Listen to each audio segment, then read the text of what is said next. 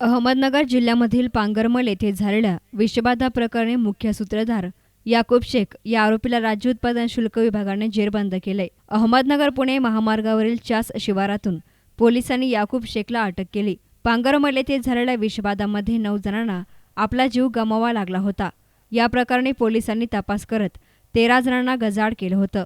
तर या कामात निष्काळजीपणा केल्याने police sub inspector Archana Karpude, police constable Adinath Gandhale आणि भानुदास बांदल यांच्यावर निलंबनाची कारवाई करत 1 पोलीस निरीक्षक आणि 6 पोलीस कर्मचाऱ्यांची पोलीस मुख्यालयात बदली करण्यात आली आहे. आता मुख्य सूत्रधार याकूब शेख याला देखील पोलिसांनी जेरबंद केले. तर या संपूर्ण कारवाईविषयी राज्य उत्पादन शुल्क विभागाच्या पोलीस अधीक्षक भाग्यश्री जाधव यांनी सविस्तर माहिती दिली. राज्य उत्पादन शुल्क विभागाची जी रात्रीची गस्त सुरू असते तेव्हा आजच्या रात्रीच्या गस्तीत 10:30-11च्या सुमारास नगर पुणे रोडवर चास गावाजवळ एक संशयित इसम आढळला व त्याच्या हालचाली संशयास्पद आढळल्यावरनं त्याला ताब्यात घेण्यात आले. तर त्यानेच कबूल केल्याप्रमाणे तो पांगरमल येथील जो फरार आरोपी आहे तो याकूब शेख आज आम्हाला त्या घटनेत ताब्यात मिळून आला आहे.